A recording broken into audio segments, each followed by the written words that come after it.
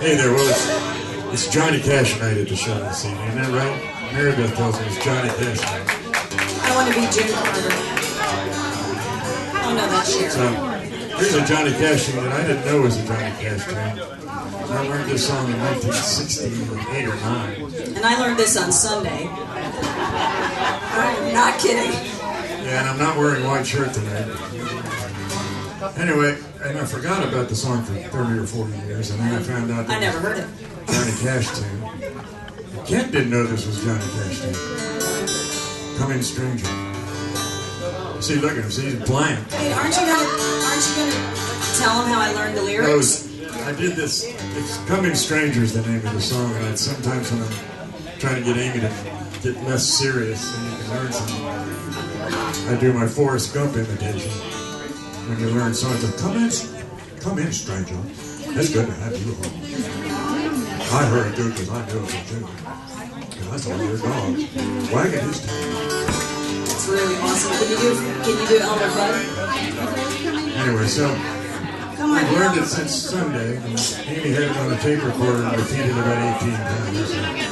Yeah. This is called Come In Stranger. Johnny Cash wrote this for June Carter a long time ago.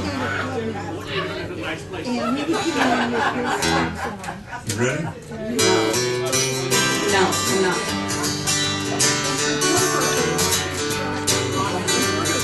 She said, Come in, stranger, it's good to have you home. When I hurried through, cause I knew it was you, and I saw your dog wagging his tail. Honey, why didn't you let me know by mail? You've been gone so long.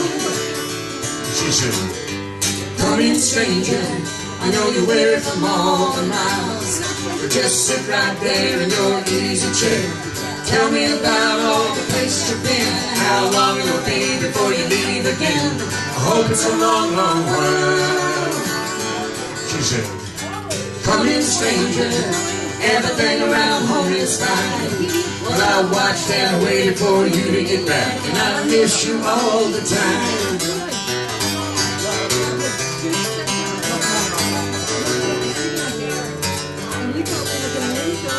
she said, Come in, stranger, you know I miss you when you're gone.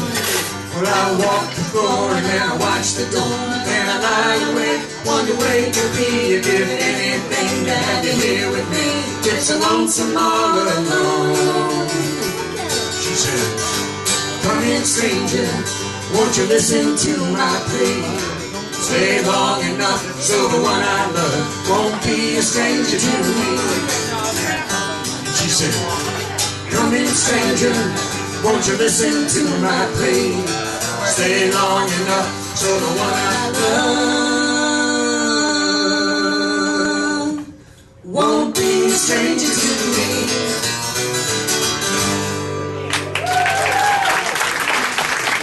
God, I can read lips.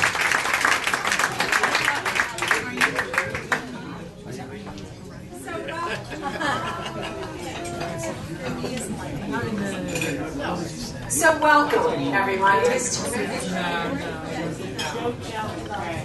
So welcome, everyone. It is so terrific to see all of you here, especially during this busy holiday season. And it's terrific, too, because we have back with us, after a very long absence, our other musician, Kent Schoch.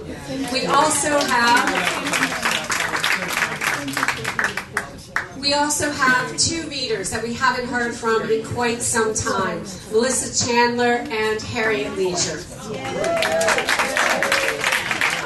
But tonight is also a special night because we have a number of out-of-town visitors with us. We have my dad, John Fisher, from the east coast of Florida. We have Victor Metcalf's mom, Rosemary, from the west coast of Florida. We have Paul Dyer's dad, Dick, from Lancaster, Pennsylvania. And we have Tom Hoyer's sister, Jean Marie, from South Bend, Indiana.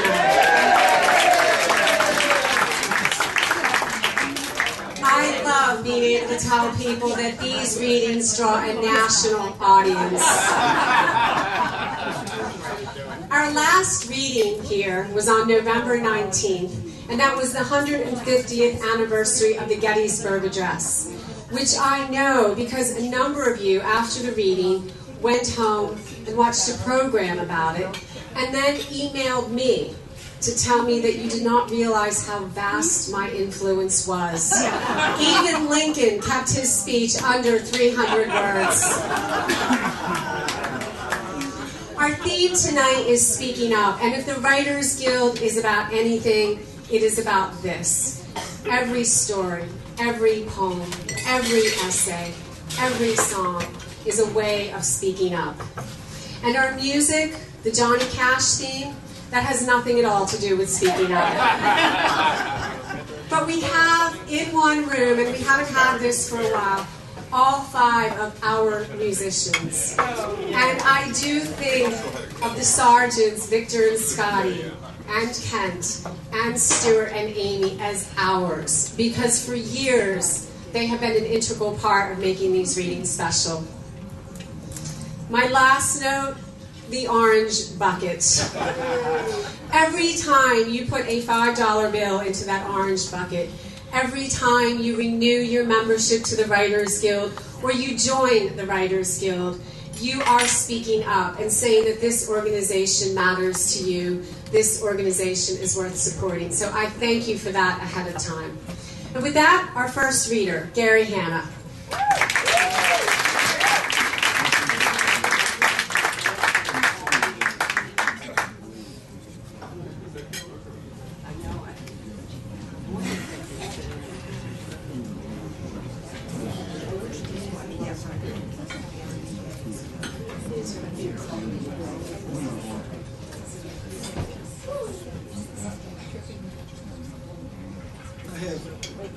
Two short poems tonight, but before that, a commercial. I just had a chapbook published last week, so there are a couple of them back there on the table. Gary? Louder? Or yes, because I have the Delaware drip. And my voice is weekly getting worse and worse and fading away and away. And pretty soon, I'll know how many people really want to hear me. Nobody can. So anyway, in this first poem, the speaker is addressing an individual, probably a very special individual. It's called The Prayer of the Night. I want to be buried at night, in the darkness. Let me slip away unseen into nothingness.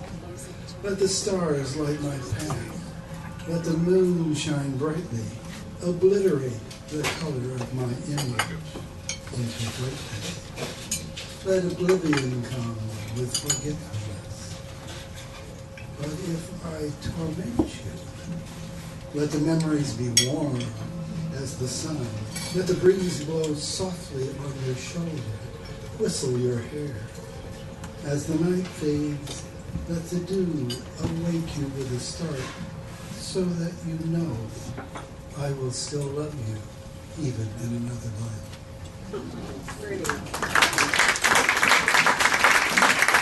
Now, this one is only 6 lines long, so you have to listen. It's called Bait. I sleep at night with my arm extended. No one takes my hand. Once in a while, a soft part comes by. It's kind of like fishing.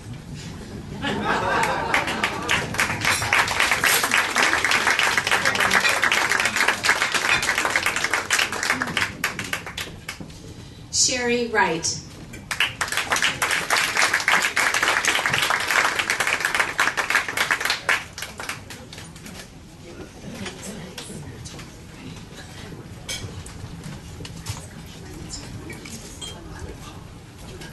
This is perhaps more about someone who didn't speak up. The garden goddess. Aphrodite stands proud among the maidenhair ferns. Her clay neck is scarred and her arm wears a canvas sling. The man and the woman of the house had found her in the morning lying in the rose bushes next to the gate. They patched her broken arm with mortar and cemented her back on her pedestal. She heard the pity in their voices as they blamed the storm that had downed branches and toppled trees on the boulevard. They wouldn't think to ask a goddess where she'd been, and they wouldn't have believed her if she'd told them how she'd scaled the fence and sashayed down to 8th Street for a change of scenery last night. She was bored with the doves and sparrows and rhododendrons that had no personalities.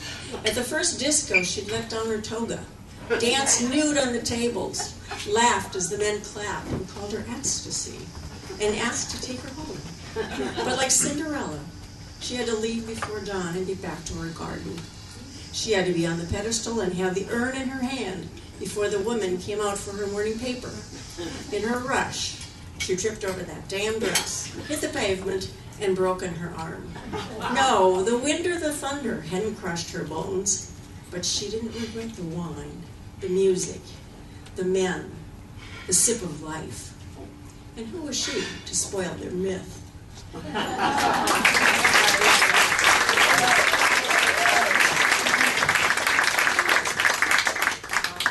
Melissa Chandler.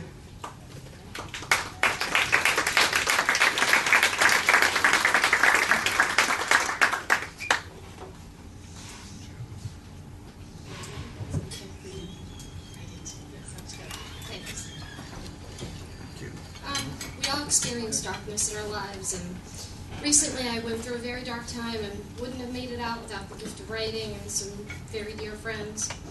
And this is from that time. It's called Drowning. In the quicksand she sinks. Each twist of her futile struggle sucks her down, deeper still. She sinks, black tar filling her lungs with every gasping breath, fingers clawing at what is not there, reaching, searching, coming up empty once again. At last, a lifeline. She grasps the razor wire as bloodied fingers strip her life away. Too late. She sinks. The blackness envelops her, eyes stinging, blinded by the grit of bitter tears, nostrils filled with the stench of whiskey on his breath, mind screaming out the injustice of shattered dreams, lungs burning, set afire by the grotesque truth. She steals her last breath. She lets go and sinks.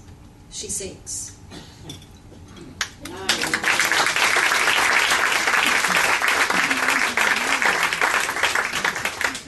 Tom Hoyer.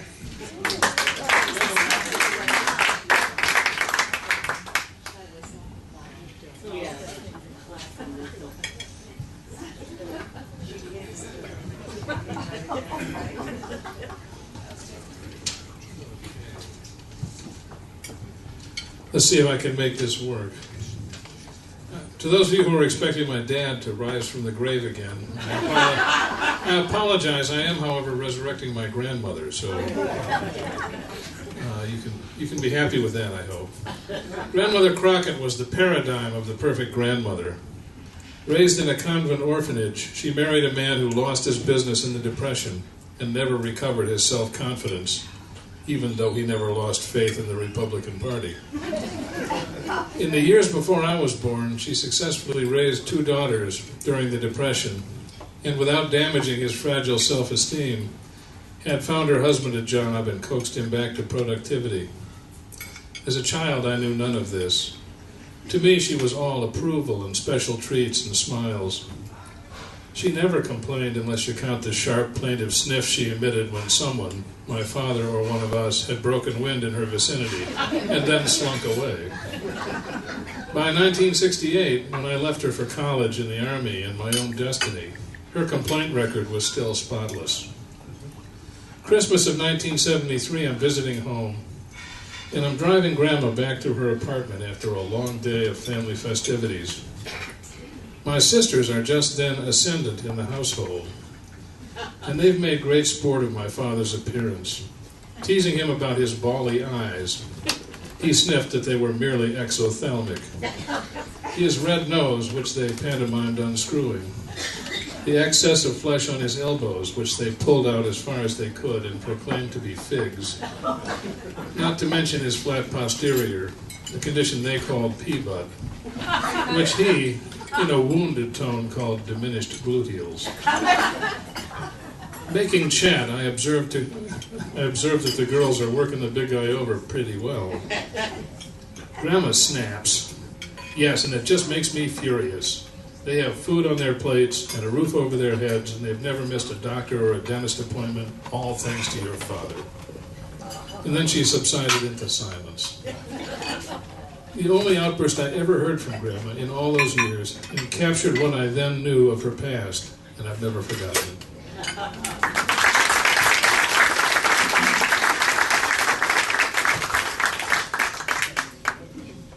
And now a song from the Sergents, Victor Letnoff and Scotty Raleigh.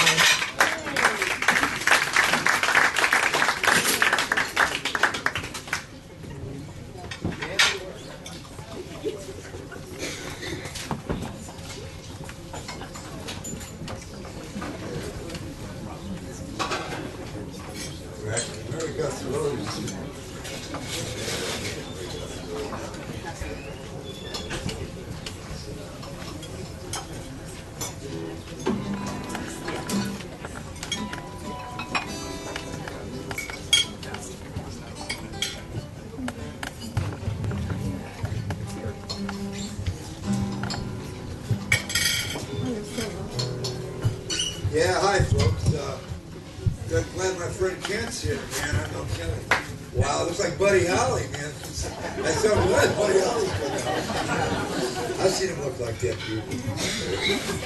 Yeah, Johnny Cash. Yeah, I grew up on him. I'm 68 years old, but when I was still in high school, he had to Ride This Train, and he did songs. The song that isn't one of Johnny Cash's, but he did a lot of old folk and country, and it's called Swananoa Tunnel, and it's a song about the Swananoa Tunnel was built in Asheville, North Carolina, and it was built entirely by convict labor around in the middle of the Civil War through that whole time, and right before the Civil War. And that's what this song is about. Johnny Cash did it on one of those Ride This Train albums. Some of you folks are my generation. So here we go. I'm Scott T. Trash. That's Johnny Cash. All right.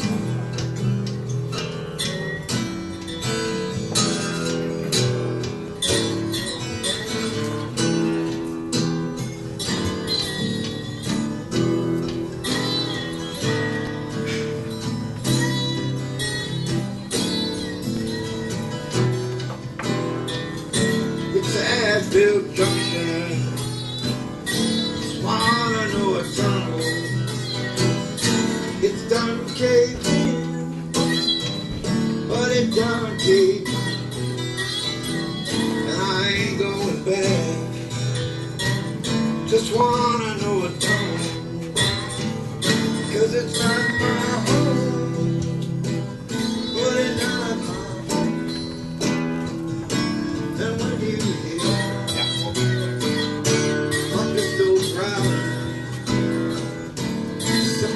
probably dying, some mother's gonna die, and when you hear that it's down, it might be time to be happy. That little jungle,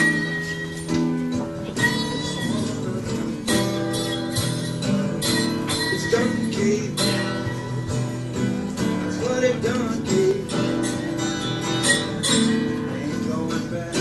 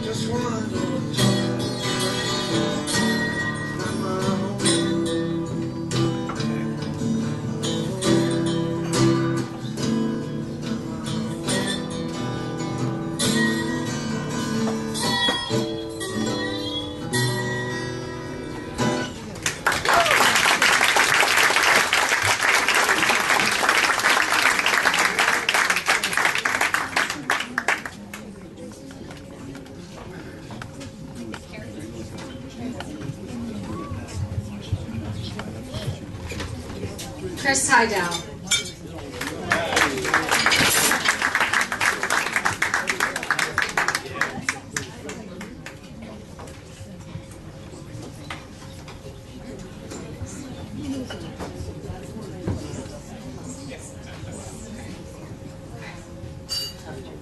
This is an excerpt from towards the end of my novel about someone trying to speak up.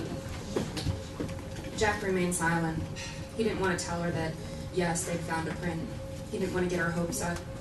It had taken some effort and a lot of phone calls, but he was able to get a detail in her house. He felt better knowing that a state police unit was outside now.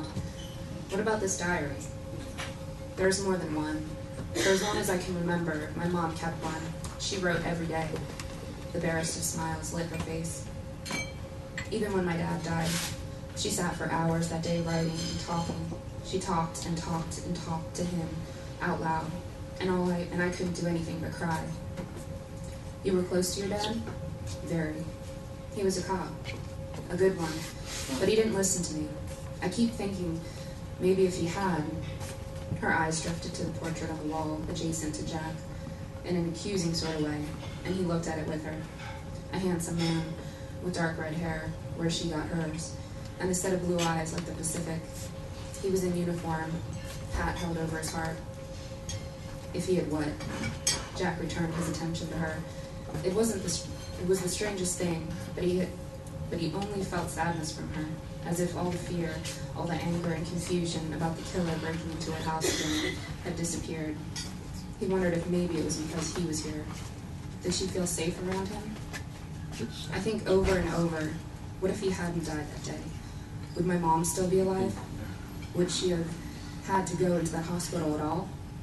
Francesca swiped at her tears, but she wasn't crying. She was just welling up. He watched her wipe her fingers on her gray pants.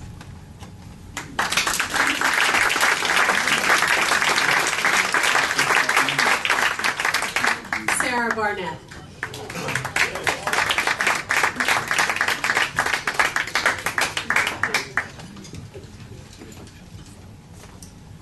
This is greatly condensed from an essay I wrote called Sadie's Legacy. Brooklyn, 1948. My mother sends me outside to play, but only Sadie, an elderly neighbor, stands guard on the sidewalk. Her blue-gray hair permed into tight curls, just like her black Persian lamb jacket. Across the street, a young black woman walks toward the L.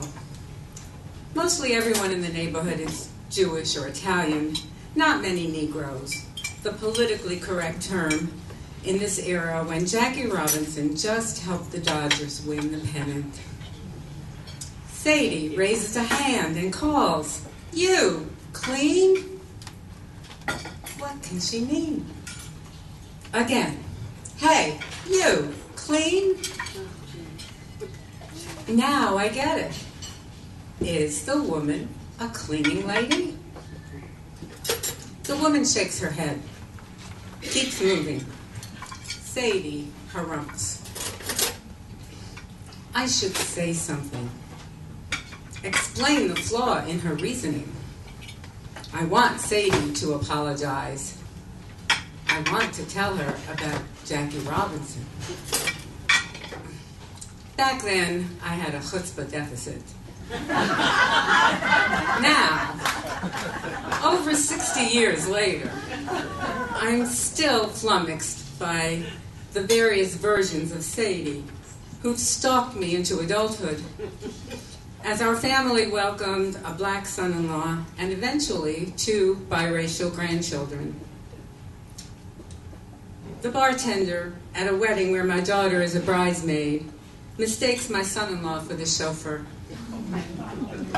Shopping for houses, we confront another Sadie, a salesman who hints that the price might be beyond their budget.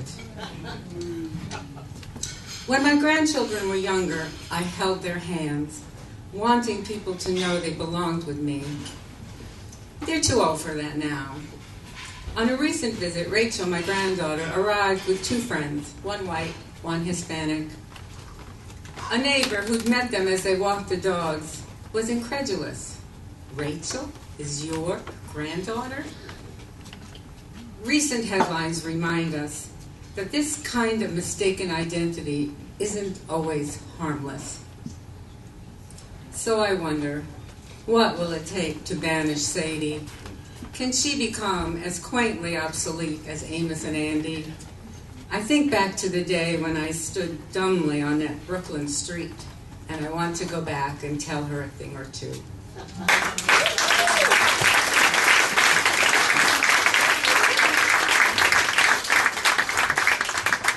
Sue Towers.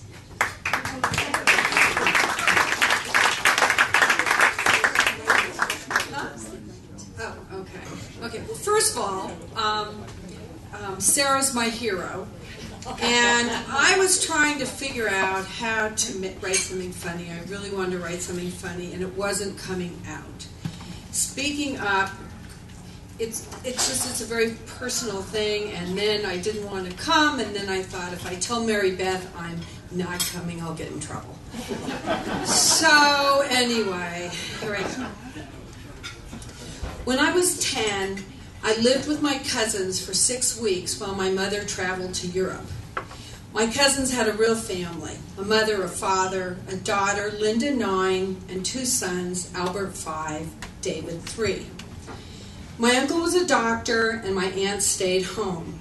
I still picture her at the ironing board while watching Loretta Young, or standing in the kitchen cutting fresh fruit and placing it on a glass platter. She had short, dark hair that wrapped close to her face. She was slender like Audrey Hepburn. She had a French accent and was gentle and kind. My mother could be jovial, and when she returned from work, she liked to serve dinner in the kitchen unless we had company. The two of us alone could talk while she cooked, and we could talk when she sat alone. Wait a minute. I'm better with a podium. The two of us could talk while she cooked, and we could talk while we sat and ate at the table. She was funny and made me laugh. Dinner at my cousin's was in the dining room, and none of the children were allowed to talk. That included me. You couldn't laugh or speak your mind at the table. My uncle's grimace was enough to keep all of us silent. He and my aunt spoke together as if none of us were there. My mother was different when company came for dinner. She liked to be in the limelight and would brush me aside with a belittling mark such as, "What do you know?" when I would attempt to speak up. She would laugh with her friends at my lack of sophistication and silliness.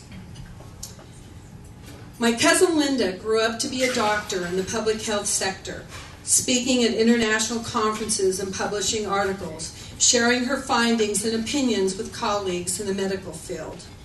My uncle's firm hand could not deter her from speaking up. As for me, I tell other people's stories.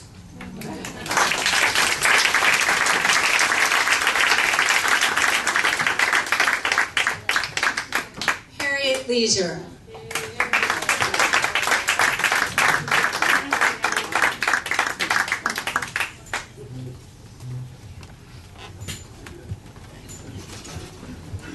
I'm sorry, I need to sit. No, that's perfectly fine.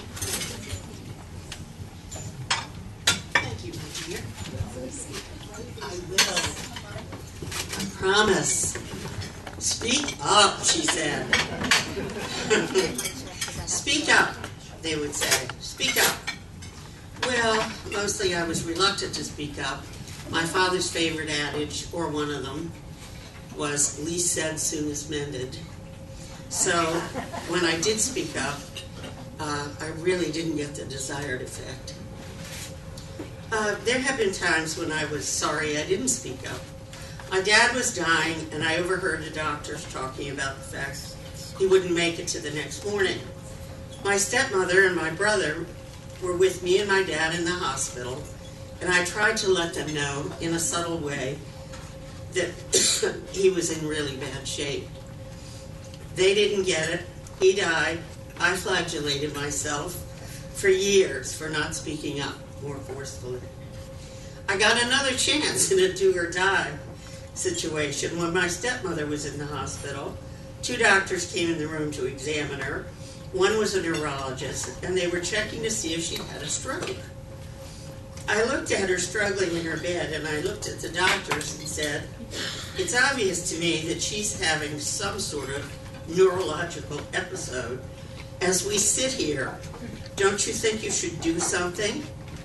The docs both jumped up and ran out of the room. I went over to her bed and gave her a baby aspirin. I don't know if I prevented a serious stroke or not, but she was okay. So speaking up this time caused a quick retreat of the professionals. Perhaps that would have happened with Dad, and I wasn't the all-powerful voice that could have saved his life. I had if you think that not speaking up will cause you unlimited anguish for the rest of your life, for God's sake, speak up. But accept the fact that even if you do speak up, you might not alter the course of history. A psychoanalyst friend of mine once said, the important thing is to notice what's on your mind and get it said. The way you say it is a matter of manners.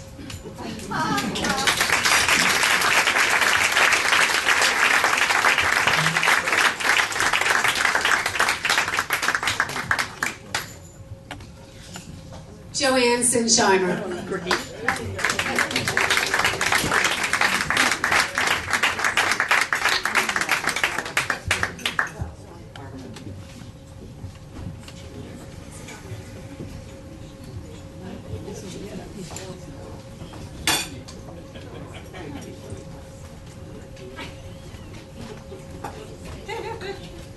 Summer 1974, before law school, I visited a former college roommate in St. Louis. Early one summer evening, we boarded a free downtown bar-sponsored shuttle bus. I expect to feel miserable because of the heat and high humidity, but not by an insensitive man's unintentional cruelty.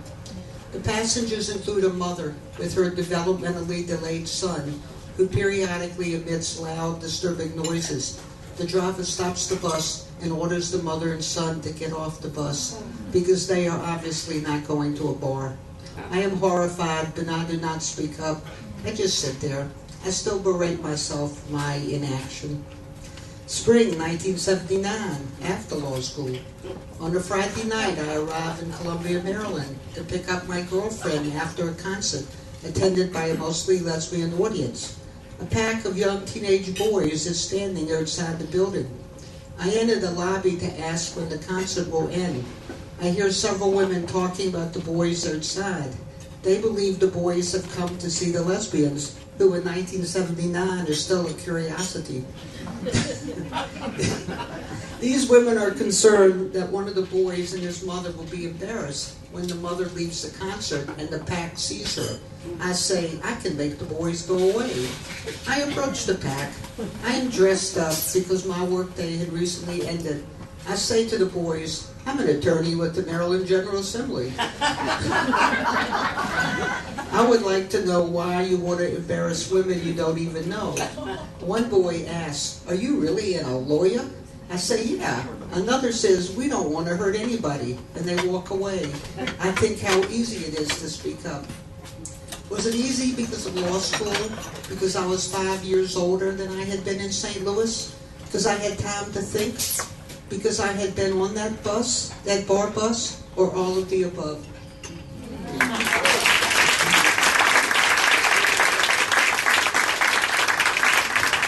Now a song from Kent Schoch.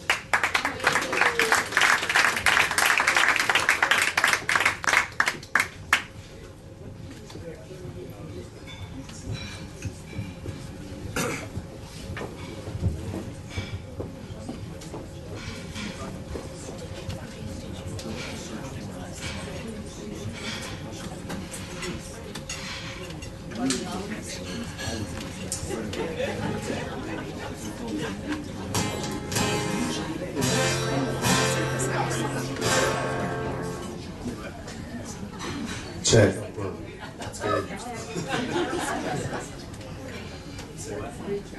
Yeah, that's good.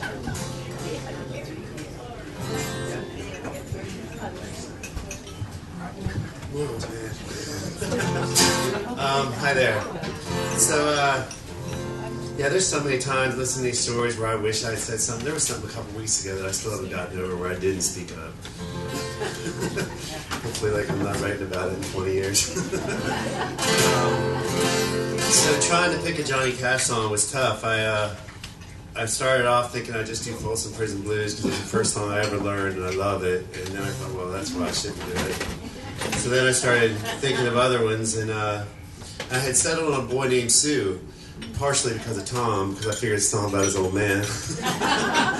Johnny Cash, right? The singer's old man.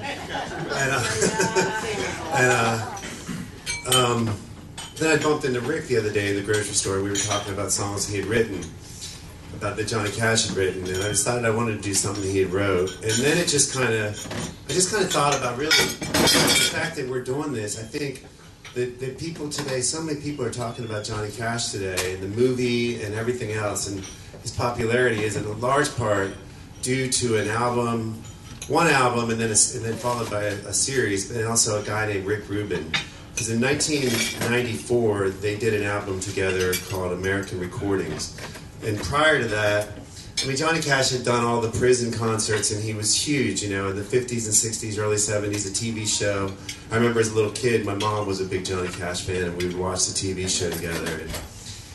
But then he was kind of, his trajectory was going down by that, you know, through the late 70s and in the 80s, and I heard him say one time that he was on his way to Branson. Which, I don't know, who knows brand. That's kind of like if you're a horse, it's where they make glue. I think it's in Illinois or something. There's great shows there and everything, but it's kind of where old country singers go to die. And then Rick Rubin went to one of his shows and said he wanted to produce one of his albums, or to do an album with him. And at that time, Rick Rubin he's pretty mainstream today, but at that time he wasn't. He'd done mostly hip-hop and like pretty hardcore rock, and his biggest, I think, the thing that I recall that with knowing him from was he'd done the Chili Peppers' Blood Sugar Sex Magic album shortly before, which was their big breakthrough record, and it was a far cry from Johnny Cash. And so anyway, so they got together and just did this amazing album that was really stark and really raw and ragged, and it was just Johnny Cash and an acoustic guitar. And I was about 30 years old when it came out, and I listened to it over and over and over. I had this old Volvo station wagon, and all my memories are kind of tied to that car with that soundtrack, because I just left it in there and it played constantly. And that was kind of what turned me back on to Johnny Cash. And then I went to see him in 1996. They did another album together, and he played actually at the University of Delaware, and the crowd was incredible. There were these old men in like pearl button shirts with cowboy hats, and then spiked-haired punk rockers with dog collars on. You know, it was an amazing combination of people. So anyway, so the song I want to do is one from that record, and it's called "Drive On," and he wrote it. He was pretty outspoken about America's involvement in Vietnam, and he wrote this song probably about 20 years later, I think. And I saw a songwriter thing he did, and he talked about, he had read a book that a soldier had written, and the thing that he said that struck him was the language that they would use, where if they were in battle and a fellow soldier, was shot or, put down, they would say, "Drive on, it don't mean nothing," and when it really meant everything, but they had to just keep going. And so anyway, this is called "Drive On." I just learned this last night. So.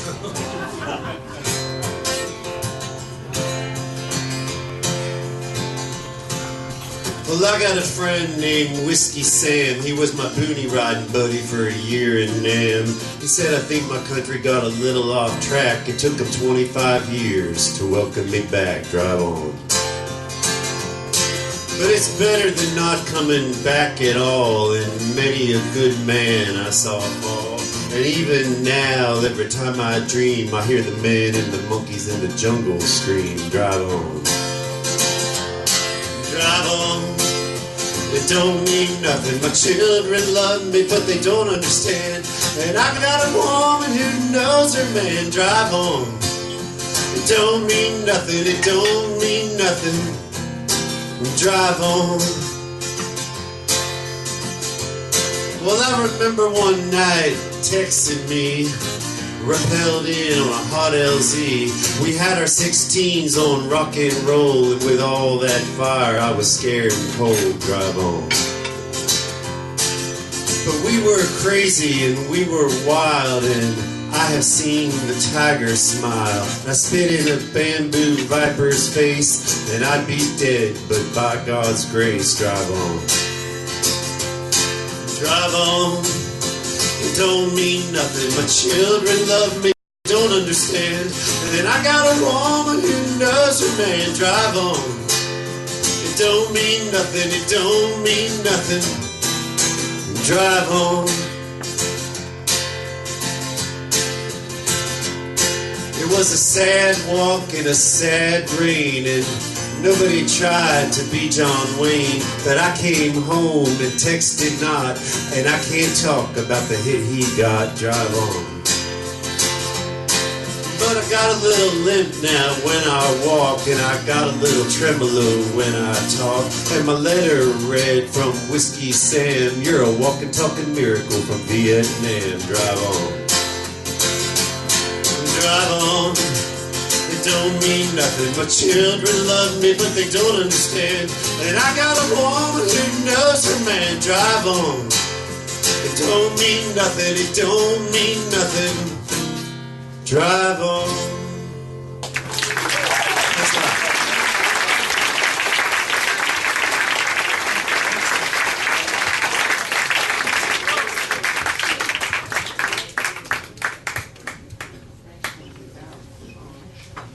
Irene Fick.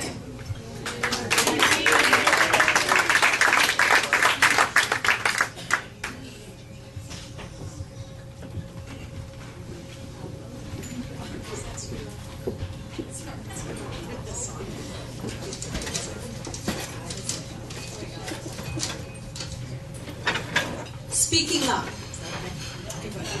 telling it like it is, blurting out the truth is considered a good thing. It clears the air, lightens the load, makes you feel better. According to the old adage, the truth shall set you free. To which I respond, ha! Telling the truth has rarely worked for me. It's caused hurt feelings, offended friends and strangers, led to some unpleasant situations, and labeled me a curmudgeon, a naysayer, or just plain weird. There are too many examples to squeeze into 300 words. Instead, I offer a poem that tells the truth about my life as a liar. It's called I Wish I Could Help. I wish I could help. I once confessed to an earnest young man pushing a ring and a future. I'm so sorry, I can't marry you. You see, I'm carrying Julio's child. Months later, he glared at my flat belly. Yes, I lost the baby. It was so sad. But truly, I'll be all right. At a fragile age, I learned to rely on the easy exit, the smooth veneer. I leaned on deceit to spare sore feelings, evade dismal tasks, defend missed deadlines. How I mourned Grandma, who died 5 times during freshman year. Then dear Uncle Charlie coded blue just before my term paper was due. Did I mention Brother Bob's dreadful diagnosis? It devoured my time, depleted my energy. But now I'm a grown-up, more mature. I have cast aside the brazen falsehoods of yesteryear. Truth be told, my lies have paled to an occasional alibi, the minor pretense, the feeble fib. Just this year, I declared to callers, I wish I could help, race for a cure, chair the task force, host the fundraiser, recruit for the rally, do whatever else you want me to do. But I must tend to my schizophrenic cousin, my sister's readmission to rehab, my chihuahua's eating disorder, my backyard butterfly garden. Try me again next year. I might be free.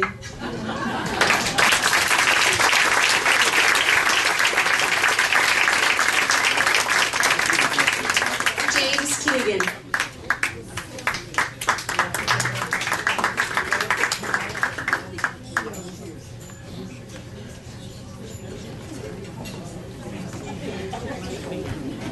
Good evening. So good to hear so much Johnny Cash. I'm a big Johnny Cash fan. This is a fiction sketch, I guess is the best thing that it could be called. And for want of a more inventive title, I've called it Speak Up. It was one of the things my old man always tried to drill into me and my brothers from the time we were big enough to spit. Speak up when someone speaks to you. Don't be timid, answer up, manly and right. That was very big with him, manly and right. He didn't understand shyness, timidity. Or maybe it would be truer to say he didn't understand revealing them. He had rules about it, and he enforced them without fail. Speak up manly and right when spoken to was actually number 2. Number 1 was, if you shook hands with someone, you had to grip them firmly by the hand, and you actually had to squeeze a little on the grip to let them know you were showing up, that you were there. And I think now, to communicate to them with that subtle flex of palm and thumb and fingers, that if it came to it, if the situation should ever demand it, they could count on the fact that you would prove to be someone not to be trifled with. I remember him once, when I was maybe 6 or 7, making me shake hands with him about a dozen times in a row because I'd given him the Mr. Limpet. He called it this because of a movie we liked as kids, where Don Knotts falls off a dock and gets turned into a fish. The old man said it was like somebody handed him a dead fish, limp and sorry. There were greater offenses, to be sure, but among the venial sins one might commit against the Carmody honor, the Mr. Limpet was right up there among those he found most irksome. I remember my older brothers, Patrick and Francis, watching as Pop made me shake his hand again and again. His technique for breaking you of the limpet was to close his big, rough hand just a second early as your smaller one was coming in, so that he'd have your knuckles right in the vice-like center of his grasp, and he'd crunch them a bit, and you couldn't fight it off because the more muscled part of your own hand wasn't far enough in against his grip to help your knuckles out. It sounds cruel, I know, but at the same time, it taught me to thrust my hand firmly into the other man's grip and lock down a little to protect myself from harm. I don't think much about it anymore, my old man's knuckle crunching tutorials. But I'll tell you this, when I get a limpet from some guy, I think less of him from the jump, and I don't trust him. It's not fair, I know, but I've got to give it to the old man on this one at least, because as it happens, I found that initial handshake to be a pretty good barometer of manliness and rightness over the years. Speak up, boy. Shake hands, look him in the eye, manly and right, and you're on your way.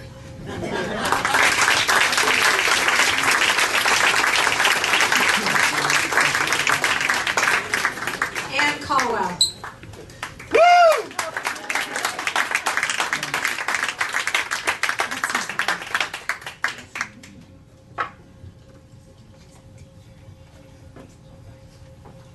Hi, everybody. Sorry about him. He's my biggest fan. I'm going to read a poem from my book, Mother's Maiden Name. And it's a poem about speaking up. It's sort of speaking up in a different way, about the things that we have to talk about and not wanting to talk about them. It's about going to talk about things to sort of exercise them, about going to a psychologist's office. And in this poem, I'm talking about going to a psychologist's office and laying it off against going to a dentist office. And so I mentioned Elizabeth Bishop. If any of you know Elizabeth Bishop's work, she's my favorite poet. I wrote a book about her. And Elizabeth Bishop, I sort of think of her as a grandmotherly figure because she was my grandmother's generation. And she wrote a poem called In the Waiting Room, where she talks about being in a dentist's waiting office with her Aunt Consuelo. And so the epigraph to the poem is, in Worcester, Massachusetts, I went with Aunt Consuelo to keep her dentist appointment and sat and waited for her in the dentist waiting room. And the rest of the poem goes on to talk about suddenly understanding that she was connected to all other human beings and that she was herself. And this is about sitting in a psychologist's office and about how I feel about Elizabeth Bishop would feel uncomfortable about my revealing this in public. And so it's a poem about that, about speaking up. Another waiting room.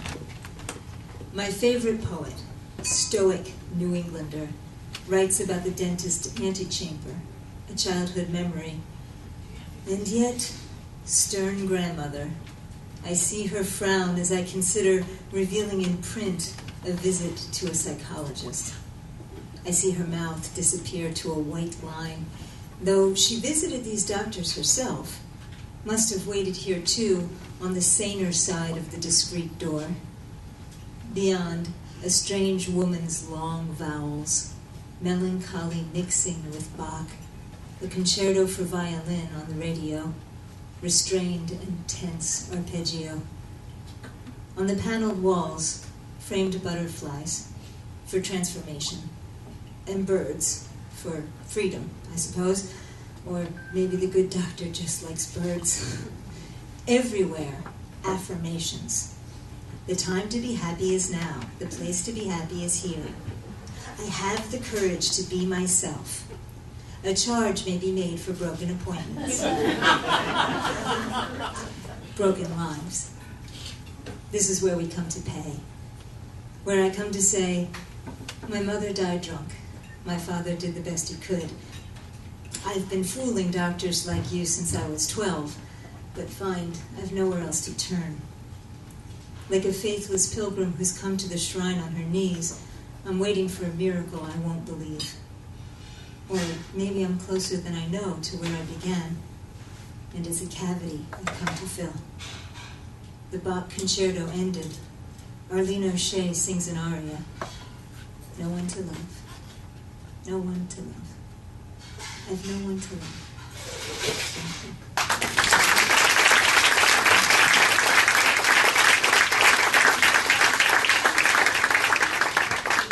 you. Our last reader is Paul Dyer, and then we will also have one more song from Stewart and Amy. So, Paul Dyer.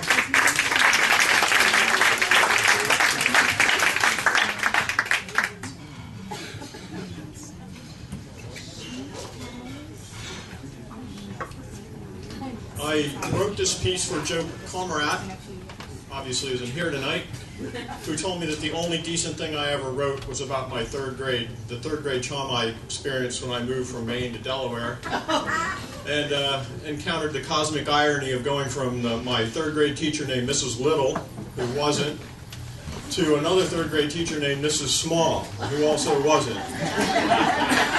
Called us duck and cover.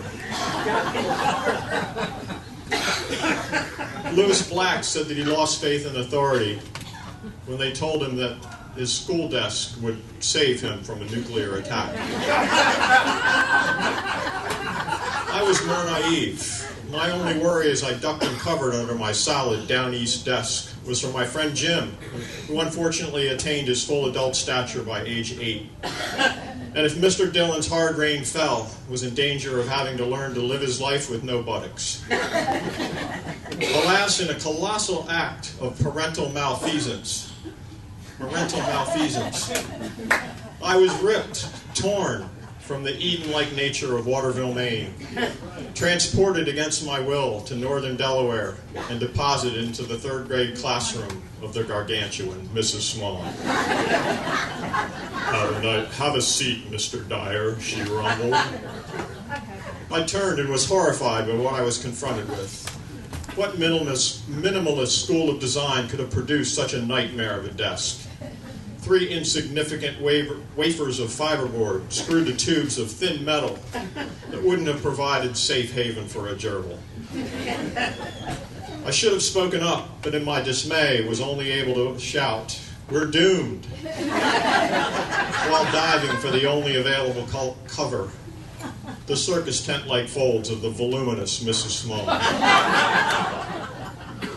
As I cowered in my less than Chanel No. 5-like sanctum, I couldn't have known that I had reached the apex, the apogee, the Super Bowl of worry. Oh, there were worries to come, making rent, SATs, job interviews.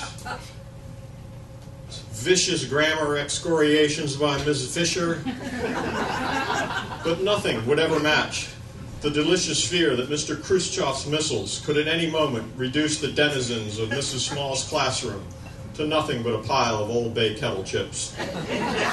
Oh yeah, and one large ham sandwich.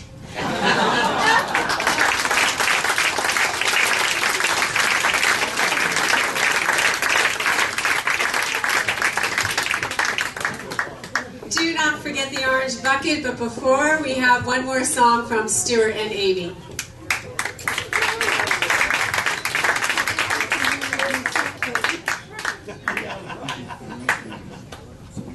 Don't you all want to just shake James's hand? Okay, I just thought I'd throw that in. I got a chance to meet Johnny Cash. Maybe that's why we're doing the Speak Up thing with Johnny Cash as a singer. I actually brought a tray of pastry for some party that Michelle Rollins was throwing, and she was neighbors with the Cashes down in Jamaica. So she had him come up to Delaware. And I got a chance to meet June, and that was the coolest thing ever. And then I met Johnny like 3 times at this party. Hey, have you met Amy from the bake shop? Really? By the 3rd, hey, have you met Amy from the bake shop? I said, would you leave the guy alone? And his response every time was, He grunts. So maybe I didn't know he spoke up about things like Vietnam. All I know is when he meets Amy from the bake shop. I mean, that rocked his world. He was speechless.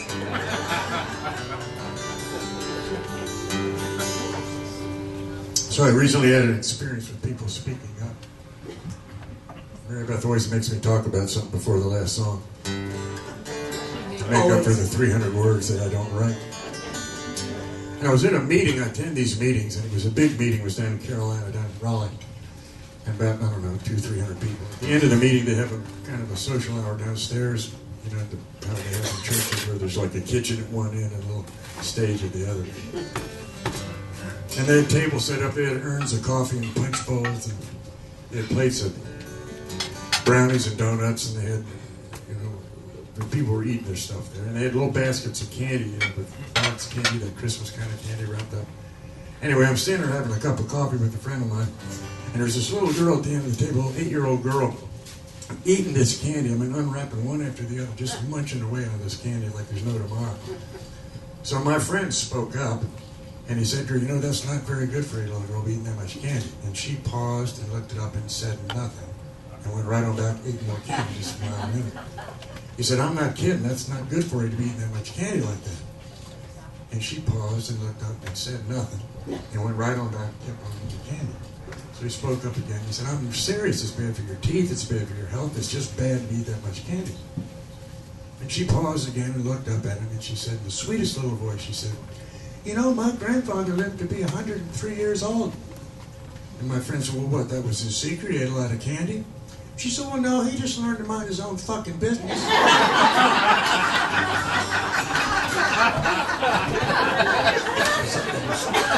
It's good advice. I think we just lost the family show.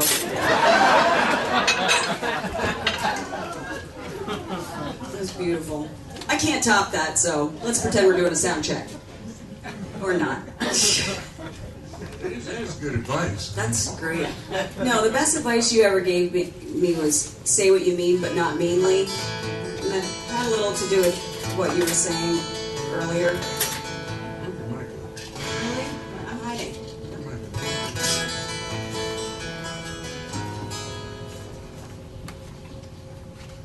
Yeah, this is, I can't remember the song. Fire in the hole. Just saying. Yeah. Johnny Cash. That's helpful.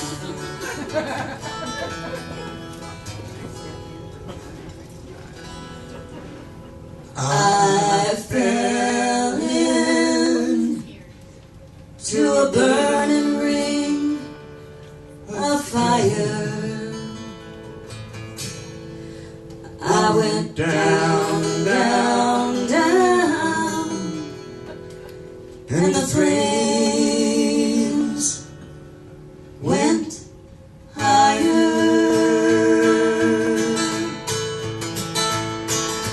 Love is a burning thing. It makes fiery rain down my wild desire. I fell into a ring of fire. I fell into a burning ring of fire. I went down, down, down, and the flames went higher.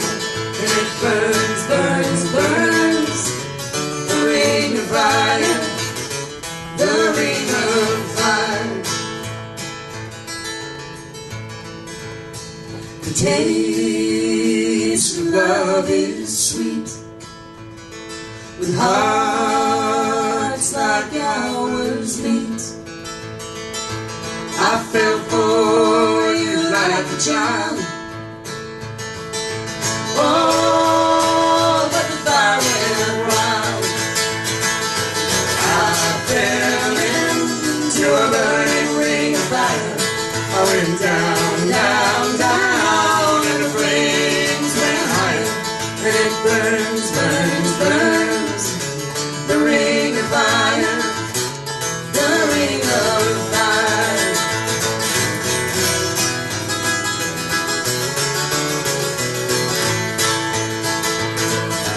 I fell into a burning ring of fire. I went down, down, down, and the flames went higher. And it burns, burns, burns, the ring of fire, the ring of fire. I fell into a burning ring of fire.